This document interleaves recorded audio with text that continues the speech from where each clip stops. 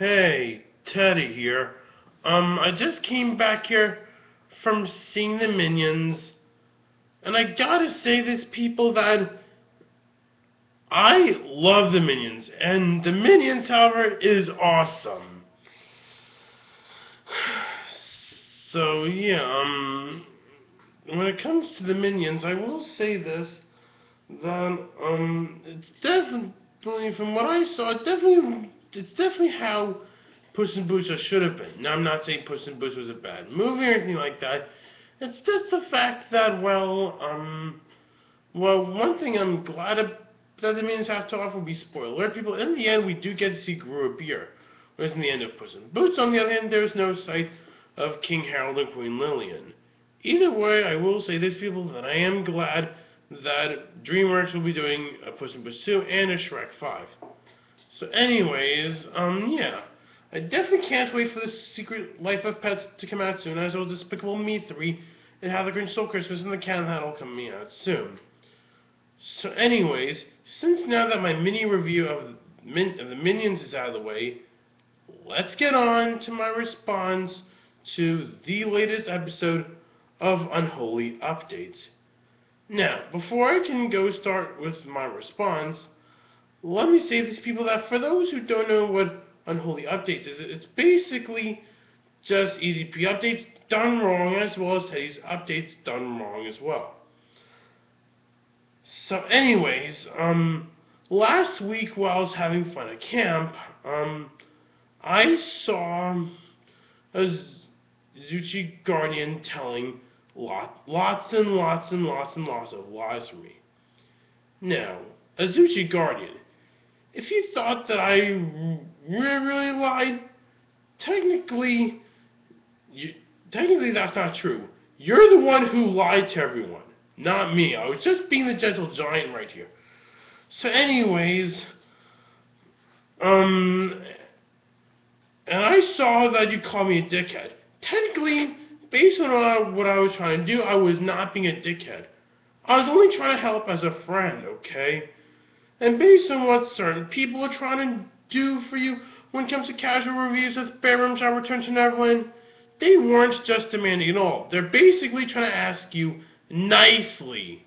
They mean no harm whatsoever. And maybe those demands are by far way more requests than how you may give them credit for.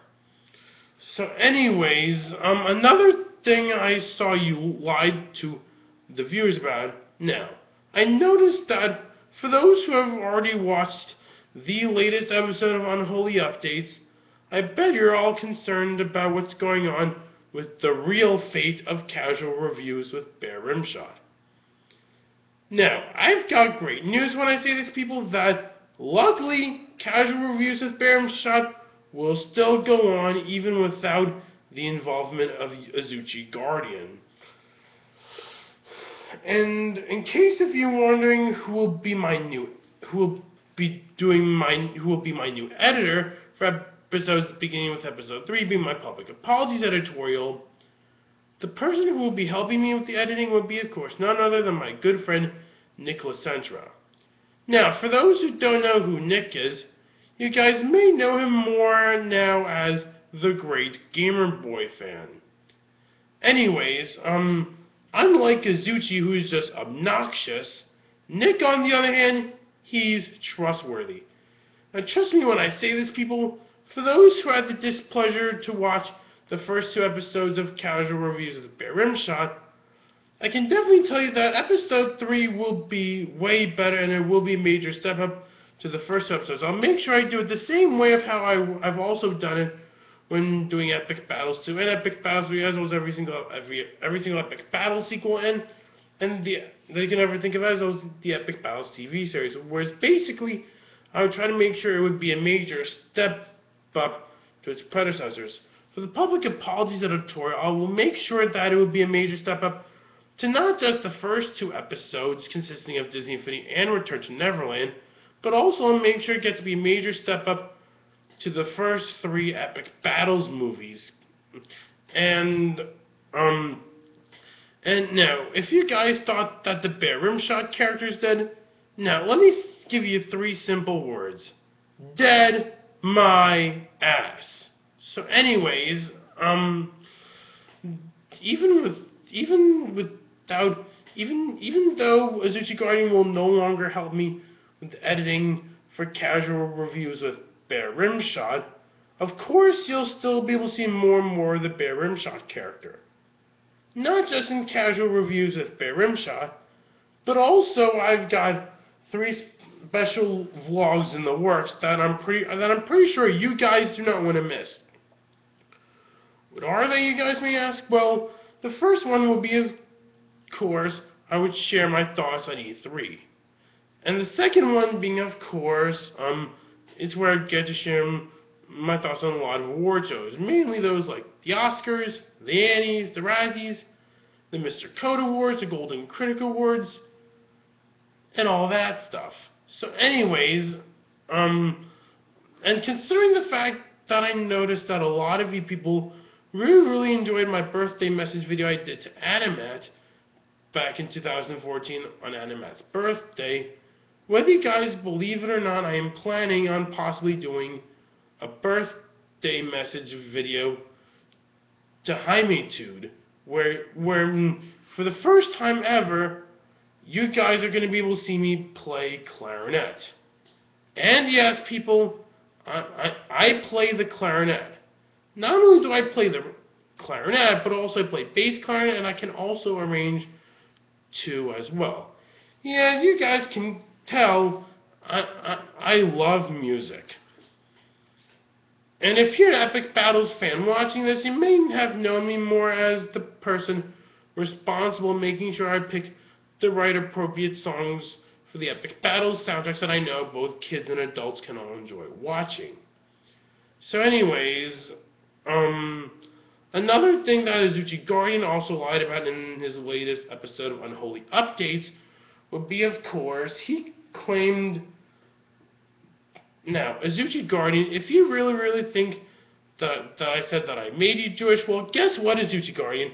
I have never said anything about you having to be Jewish at all. You're allowed to be whatever religion, whatever you want, okay?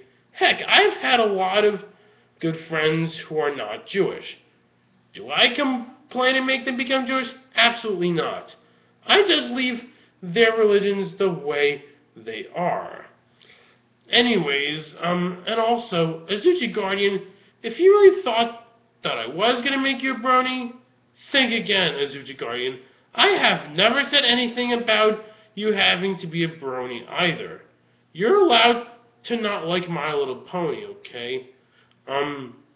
Just please respect people's opinions, okay? When you take a look at all the other internet reviewers like Doug Walker, James Rolfe, or any of those guys, whenever they do somehow disagree with certain people, at least they give respect to a lot of opinions. You, Azuchi Guardian, on the other hand, give no respect to other people's opinions whatsoever, which not just hurts me, but also the people who disagree with you. Now, before you can go act like a crybaby and go smite me based on what I said, Azuchi Guardian, let me explain on what I mean for once. Sure, I may not be someone who likes eating broccoli, but I can respect those who do like it. And sure, I may not be someone who would like the Return Jafar either, but I can respect those who do like it.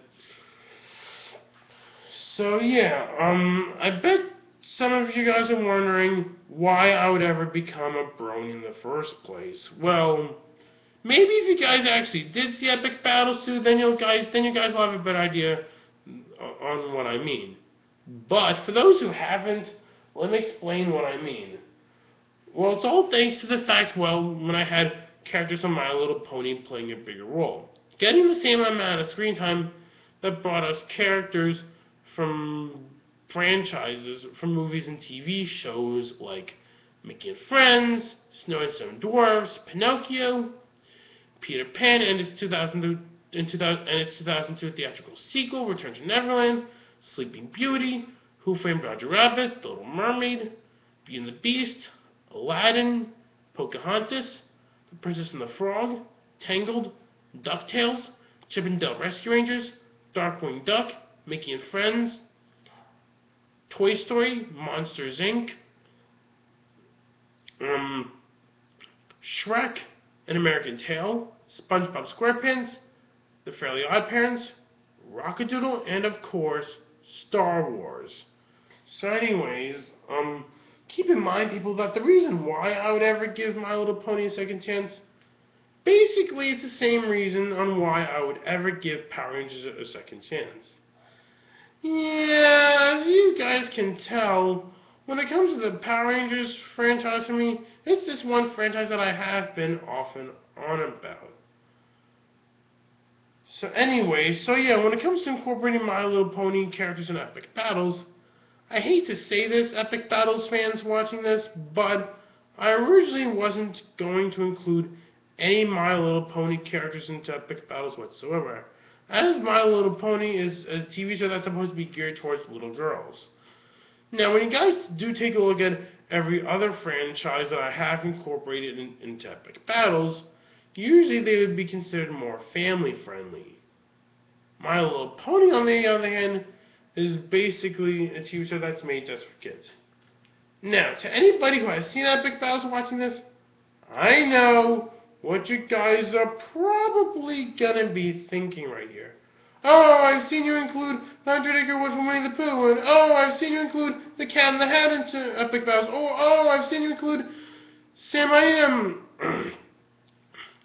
and oh, I've seen you include the Grinch from How the Grinch Stole Christmas. Oh, I've seen you include Thing 1 and Thing 2 into epic battles. Oh, I've seen you include Horton the Elephant from Horton Sue and Horton Hatches the Egg. And oh, I've seen you include Dolores into epic battles. Oh, I've seen you include the Monster. Oh, I've seen you incorporate Whoville. Oh, I've seen you include the Truffula Forest. Oh, I've seen you include and oh, I've seen you include Dr. Seuss appeared to be making a cameo. And oh, I've seen you include some Chanticleer from Rockadoodle. And oh, I've seen you include Thumbelina into epic battles. And oh, I've seen you include Jane from Return to Neverland. And oh, I've seen you include how can I put this? Oh, right. And oh, I've seen you include Green Eggs and Ham into epic battles. Oh, I've seen you include Royce Beast in epic battles. And oh, I've seen your parents both cook green eggs and ham. And oh, I've seen your dad cook the roast beast. Oh, I've seen green eggs and ham being eaten by me and the author of Green Eggs and Ham himself, Dr. Seuss. Okay, alright. Well, that's because, when you guys do take a look at something like Winnie the Pooh, the works of Dr. Seuss, Rockadoodle, Thumbelina, and the Disney Interactivity of sequels, that's because due to the fact that, yes, despite the fact that they all do contain elements that's supposed to be made just for kids, at least they all have adult fan bases too. Now, before getting any hate mail for saying that, let me explain what I mean for once, okay?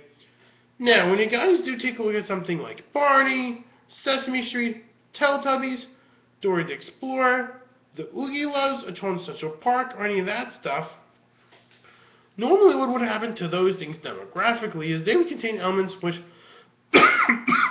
only little kids either little kids or most likely babies can enjoy, whereas the adults on the other hand would all probably be thinking, hey, you know what? Nope, ain't showing that to my kid when I have one. Now, when I say Sesame Street would appear to be one of those children's things that would get adults thinking that they won't show it to their kids, I'm talking, of course, those that feature.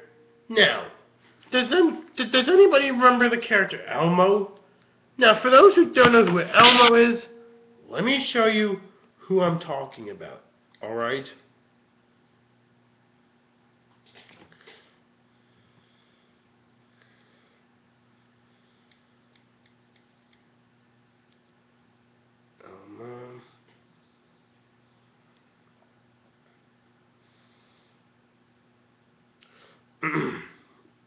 Now, does this song sound familiar? Everybody, Fluffy Big Bird, come see what's up. go. Everybody, Stuffy Big Bird, come see what Elmo did. Oh, what have you done, Elmo? Well, Elmo wrote his own song. Really? What's it called? Elmo's Song. Oh, clever title. Yeah, I wish I'd thought of that. Well, do Snuffy and Big Bird want to hear it? Oh, sure. Okay.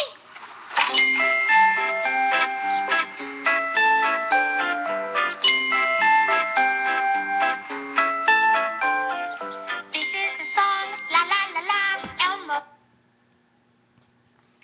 Oops. Song, la la la la, la la la la, Elmo song. I like it. La la la, la la la la. To think he wrote this alone. La la la, la la la la. Catchy. He loves to sing la la la la, Elmo song. Oh, sing it. La la la la, la la la la, Elmo song. He wrote the music, he wrote the words. That's Elmo song. Wow, that's great. Yeah, I wish I had a song. Yeah, well, Big Bird can hear Elmo's. How? Well, just sing Big Bird instead of Elmo. Great idea. Here I go.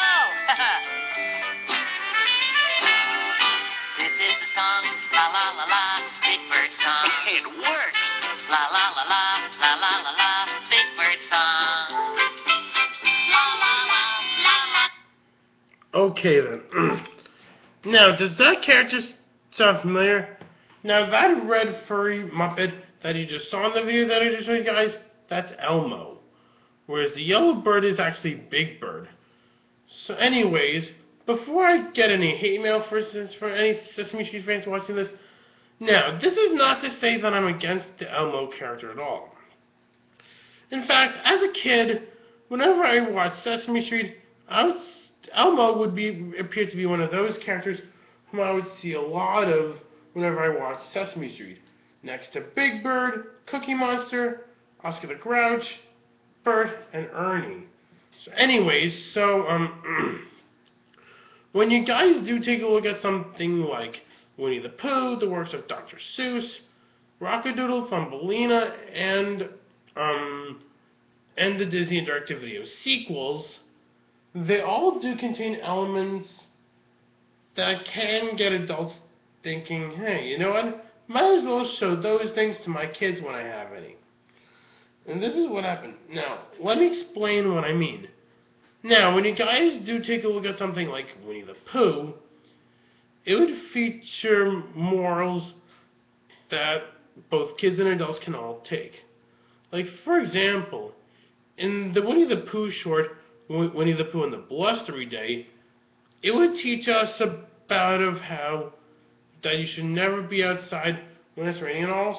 So, now, does anybody remember the song, the Heffalumps and Woozle song? Well, I will say this, that whenever there's a thunderstorm going on, they tend to give you nightmares. And this is what happened to Winnie the Pooh. Is basically when Pooh was sleeping, Pooh would be scared of thunderstorms. And if you guys don't believe me, let me show you proof that Winnie the Pooh is indeed scared of thunderstorms.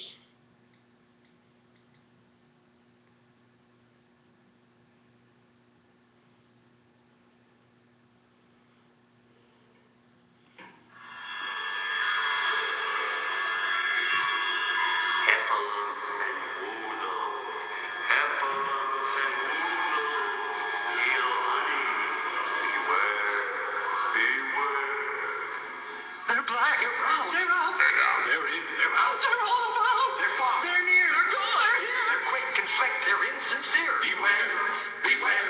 Beware. Beware. Beware. A heffalump or woozle is very confusal. A heffalump or woozle's very slides. Fly. Fly. They come in ones and twozles, but if they so choozles, before your eyes you'll see them multiply. Fly. They're extraordinary, so never be wary, because they come in every shape and size.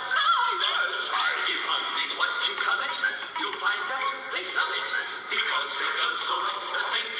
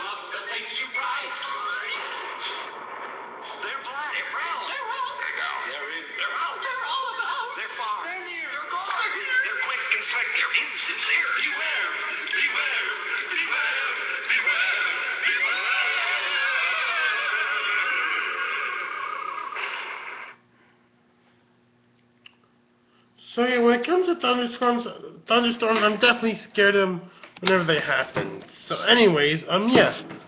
So when however, there is one moral that has been taught, not just in the Winnie the Pooh short, Winnie the Pooh and Tigger 2, but also would later on be used in other Pooh films like Winnie the Pooh, Springtime with Roo, the Tigger movie, Piglet's Big Movie, Pooh's Heffalump movie, and the 2011 Winnie the Pooh movie and all that stuff.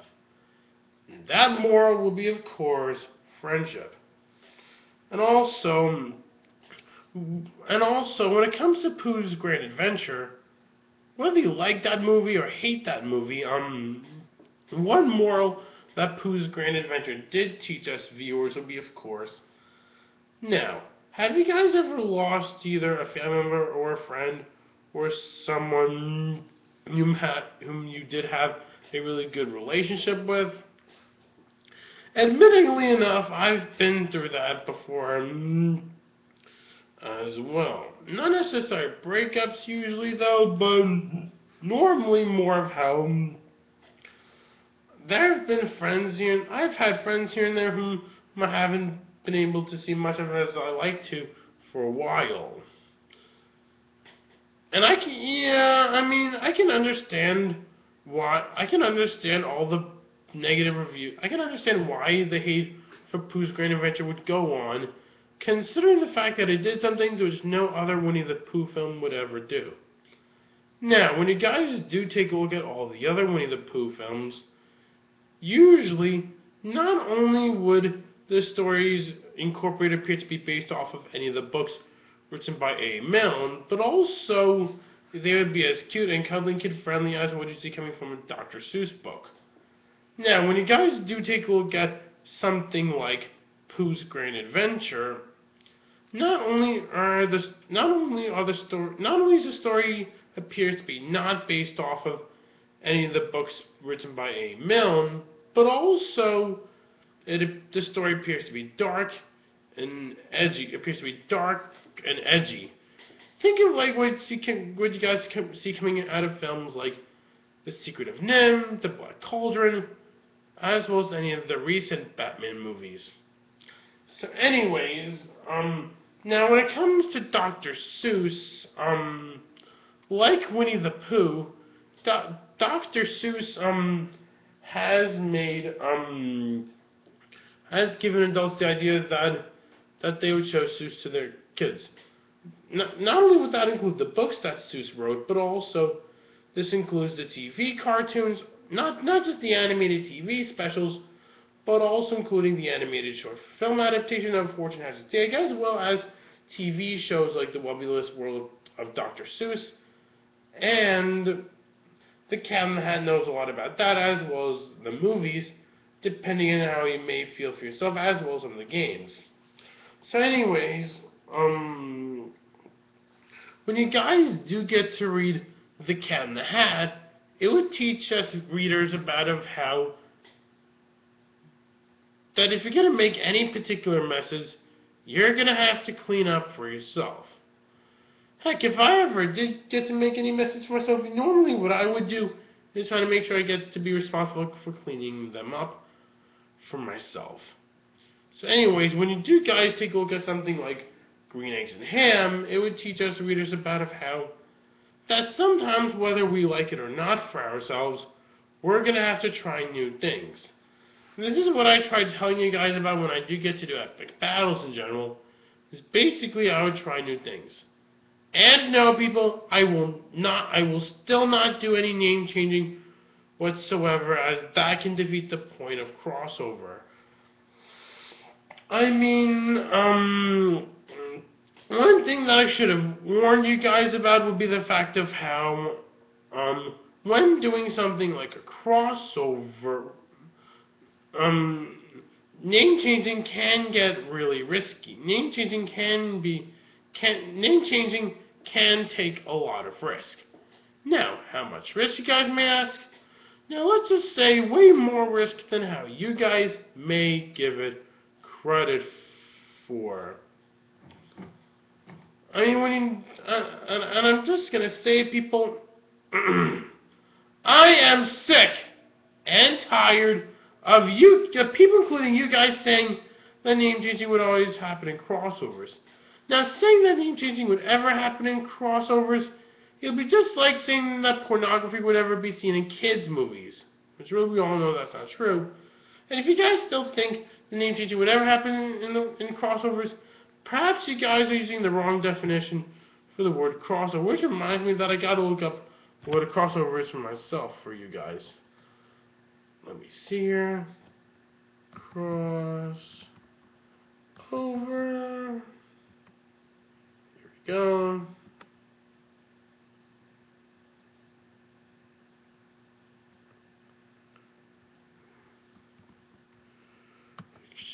No.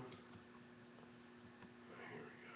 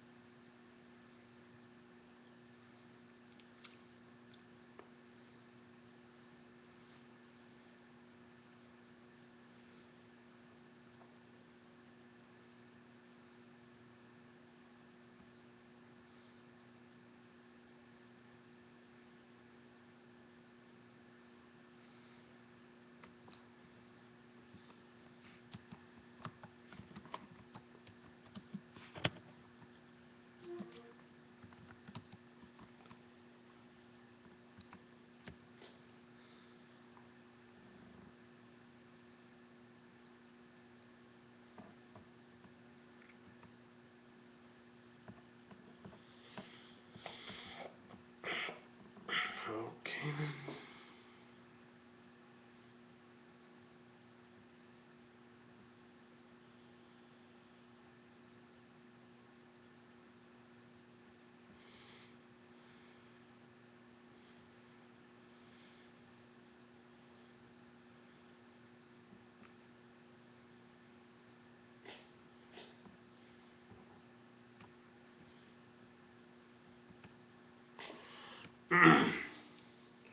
Well, people, from what I've been seeing, you guys are obviously, Well, people, from what I've been seeing, if you really do think the name changing would always happen in crossovers, then you're obviously using the wrong definition. You're defining it the wrong way.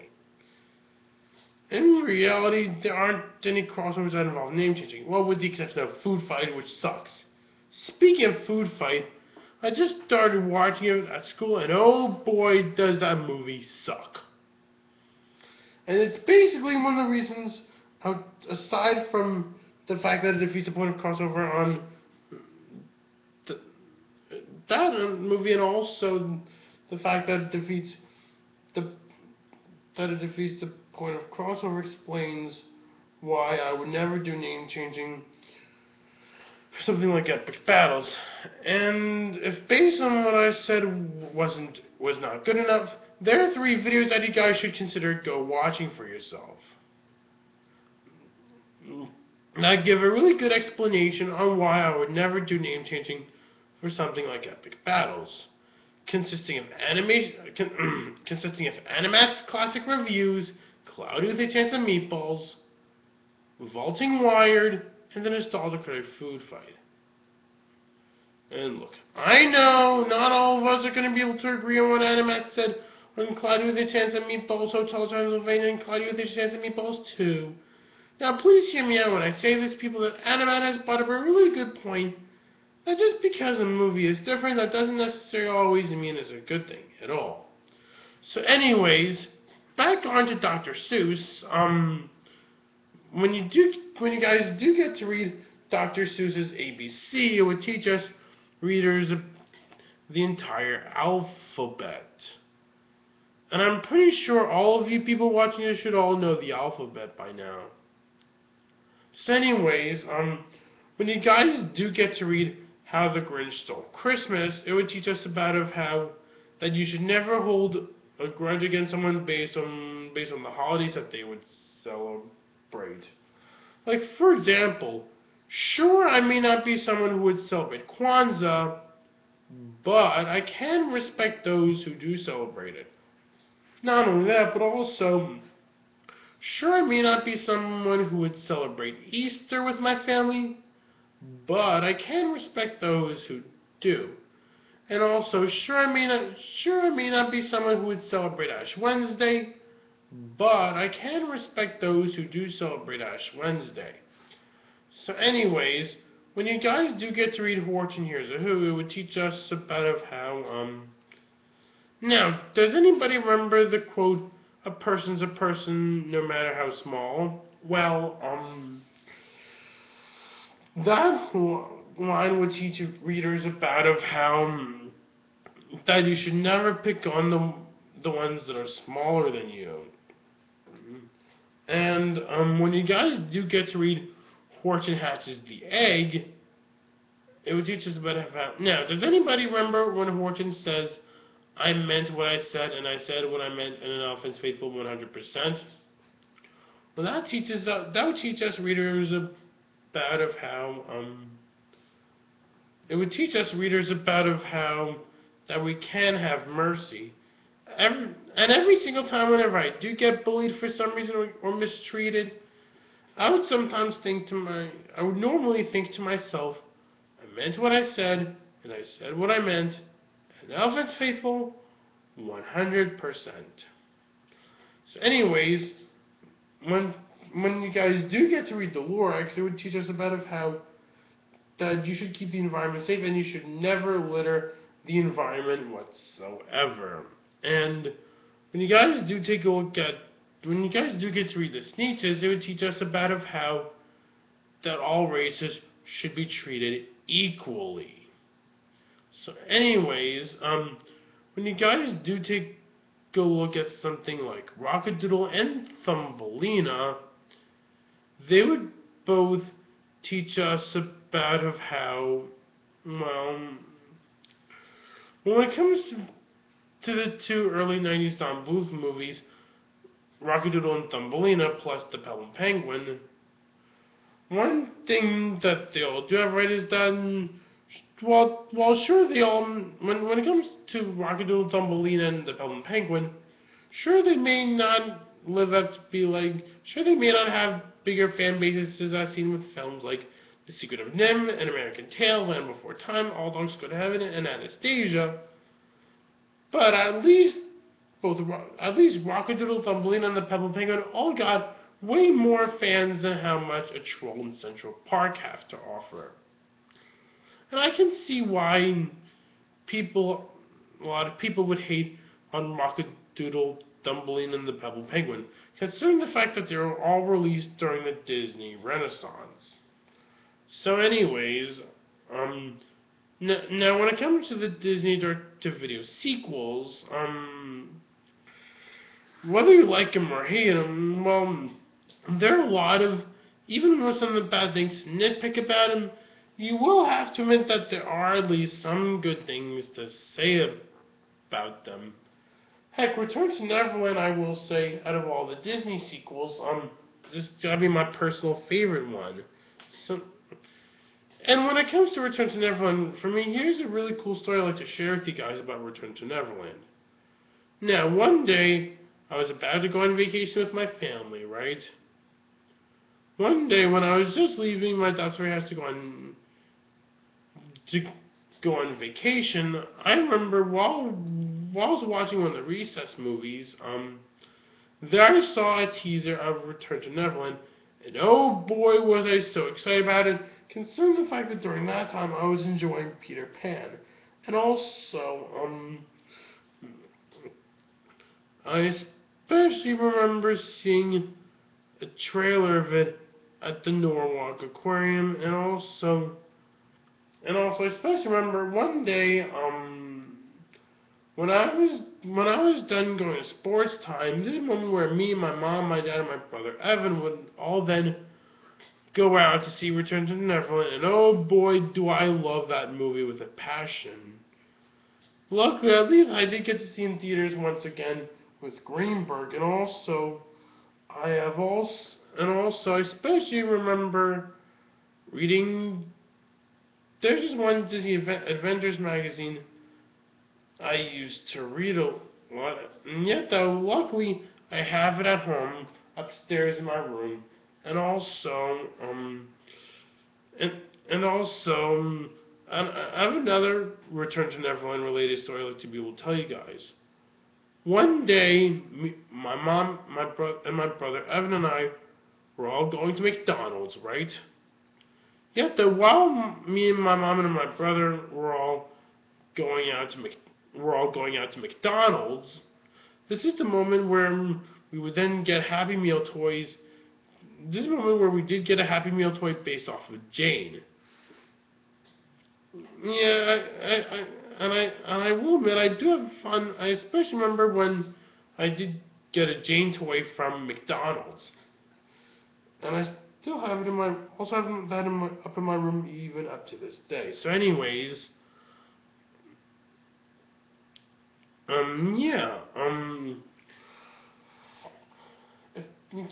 case if there are any other Disney sequels that I liked, well, I will say this: The Rescuers Down Under, I absolutely loved. Anyways, another Return to Neverland release I like to see, guys, is I especially remember seeing it appear in certain commercials of it, ABC commercials of it, and I especially remember when Return to Neverland would appear on Toon Disney. So yeah, anyways, that's my thoughts on the other Disney sequels. Well, The Rescuers Down Under, I will say, I also absolutely loved. And then, as for the Cinderella sequels, Cinderella 2 Dreams Come True, Guilty Pleasure, Cinderella 3, Twist in Time, Damn Good. Fantasia 2000, I thought, is another great sequel. Great Disney sequel. Another good Disney sequel, and, Lady and the Tramp 2, Scamp's Adventure, was also another enjoyable sequel that I enjoyed watching, and, let's see which other ones I've seen. The Jungle Book 2, I also have fond memories seeing. I thought it was enjoyable. The Fox and the Hound 2, I haven't seen, but I there is one song in there that I admittingly liked. Anyways, as for my thoughts on Bambi 2, I haven't seen Bambi 2, but I would love to one day, whenever I can. Anyways, as for my thoughts on the Little Mermaid sequels, Little Mermaid 2, I thought it's okay, though I would prefer Return to Neverland better any days. Anyways, uh, though I wouldn't mind rewatching Little Mermaid 2 Return to the Sea. I also enjoyed watching Little Mermaid Ariel's Beginnings. As for my thoughts on the Beauty and the Beast sequels, haven't seen either one of those two, either Beauty and the Beast sequel, but however, I would love to be able to see Beauty and the Beast Belle's Magical Christmas. Considering the fact that I do love watching holiday movies, and I especially enjoy watching holiday specials as well. So, yeah, and also, as for my thoughts on the Aladdin sequels, well, obvious. I hate Return Jafar, I hate With a Burning Passion. As for my thoughts on Aladdin King of Thieves, I loved even more. Yeah, when it comes to Return to Jafar, look, I know there may be even worse movies out there. And trust me when I say this, people, out of all the animated sequels Disney has done, Return to Jafar just got to be Disney's worst animated sequel. However, unless if I can count video games for that matter, Disney's absolute worst sequel would have gone to Kingdom Hearts 2. So anyways, as for my thoughts on the Lion King sequels, haven't seen Lion King 2 Simba Spy, but I would love to one day. However, I have seen The Lion King 1.5. Gotta say this, I find that one to be hilarious and enjoyable. So anyways, as for my thoughts on Pocahontas 2 Journey to a New World, also enjoyed that as well. As for my thoughts on The Hunchback of Notre Dame 2, I don't really find that sequel to be that bad, considering the fact that one thing that I really liked about the movie would be, of course, the fact that, well, the people at Disney Toon Studios were able to bring back all of the original voice actors. At least we don't have another Hoodwink Dude versus Evil, or at least another Secret of Nim 2 Timmy to the Rescue. Whereas they would have none of the original voice actors reprising their role. So anyways, as for my thoughts on Mulan 2, it's another Disney sequel that I ultimately disliked. Though I am aware of the fact about how the reason that Return to Jafar and Mulan 2 would both not just be bad, but also do bad as well, is because I wouldn't necessarily blame Disney for making Return to Jafar and Mulan 2 bad. It's just the fact that, well, Return to Jafar, blame it on the relationship Robin Williams had with Disney, and for Mulan 2, blame it on the fact that during the making of that Eddie Murphy could not reprise his role as Mushu in Mulan 2, because during that time, Eddie Murphy was still making Shrek 2 at the time. Anyways, as for my thoughts on Tarzan 2, I find it enjoyable. As for my thoughts on Brother Bear 2, also enjoyed that as well. As for my thoughts on Atlantis Monuments Return, I really enjoyed that one, even though I would have loved it if they did get to air, if they at least released Team Atlantis. Anyways, so yeah, now when it comes to the Disney direct-to-video sequels, like the animated classics themselves, the Disney direct-to-video sequels have played a bigger role in my childhood. And John Lasseter, however, should not have canceled future Disney direct-to-video sequels at all. I mean, saying that all Disney sequels suck because of how bad Return to Jafar is, it'd be just like saying all Star Wars Expanded Universe stories suck because of how bad the Star Wars Holiday Special is. I mean, and this is why I created a petition to Disney to make more sequels, and the link to my petition is in the description below. Now, before any of you guys can go hate me for saying that, bear with me on why I would ever consider doing a petition or I would ever consider doing a petition to Disney to make more sequels. Now, well, there are many good reasons why to that. One would be, of course, the fact that whenever Disney dare do a sequel to an animated classic, they always give They always give the characters from the originals more personality. And another thing that Disney did right when doing the sequels would be, of course, they don't rely on pop culture references whatsoever. And also, another thing that the Disney direct-to-video sequels do get right would be, of course, well, sure, despite the fact that there are many people who hated it, at least it somehow still has a fan base.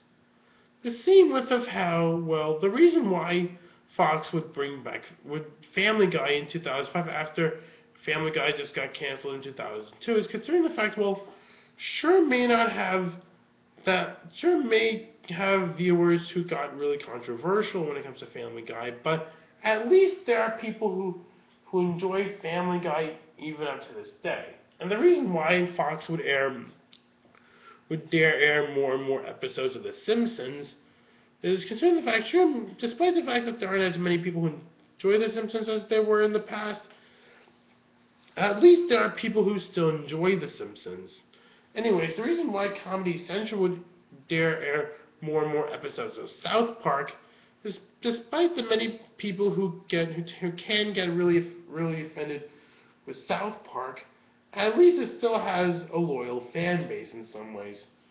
And the reason why Nickelodeon would dare air more and more episodes of SpongeBob SquarePants is considering the fact, well, sure, it may not have many fans as there were up to when the SpongeBob SquarePants movie was released, but at least there are still people who enjoy watching SpongeBob, like myself. Anyways, well, the reason why Nickelodeon would dare air more and more episodes of the Fairly Odd Parents is because, sure, there may not, is considering the fact, well, considering the fact that there are still people who enjoy the Fairly Odd Parents like myself. And the reason why Universal would dare make more and more sequels, direct-to-video sequels to Don Bluth's The Land Before Time is considering the fact, well, sure, it may be no Dragon Ball Z, but at least it's got people who enjoy The Land Before Time in general, like myself. Besides, people, when I first heard about The Land Before Time, I first heard about it by playing a computer game based off of it, hosted by none other than Knowledge Adventure. And yes, people, I'm talking, of course, the same guys that brought us Jumpstart and Math Blaster and all those games. So anyways, so yeah, this is the point I'm trying to make. So for those who haven't signed my petition yet, it'll be great. Links in the description below. So anyways, so now that I already took care of my response, here's something I forgot to clear up with you guys about in my past update vlog. Well, I noticed that ever since when I already uploaded my Disney Infinity review, I noticed that some of you guys are thinking, when it comes to the Epic Mickey games, I know, and some of you are thinking that when I said that Epic Mickey 2 failed both critically and financially, I said that Epic Mickey 2 was a bad video game, right? Well, not really, no. I have never said that Epic Mickey 2 is a bad video game, nor have I said that Epic Mickey is a terrible video game franchise in general. Now, me saying that Epic Mickey 2 The Power of 2 is a terrible video game because it flopped, it would be just like saying that The Secret of NIMH is a bad movie because it bombed. I mean, here are my honest thoughts I'll give you about the Epic Mickey games. The original Epic Mickey, I will say, is a good video game, but it does have its flaws here and there. As for my thoughts on Epic Mickey 2 The Power of 2, I find it to be just okay at best. It's not as great as Disney Infinity 2.0, but it's definitely not as bad as Kingdom Hearts 2 either. I mean, I guess I could say this, that, like Kingdom Hearts 2, Epic Mickey 2, The Power of 2, does have its moments where it could have been better in some ways. And keep in mind, people, the only reason why it would earn way less, it would lose a lot of money, is thanks to the fact that it had way less new characters appearing. The same reason why Animat could not do the Epic Mickey Files 2 whatsoever, but instead was able to do a second season of the Epic Mickey Files. So, yeah, that's about all I have to say. I hope you guys all have a great night, and I hope you guys keep having a great summer. I hope you guys had a happy 4th of July last week, and I hope and to anyone from Canada watching this, I hope you guys have a happy National Canada Day. This is Teddy, signing off.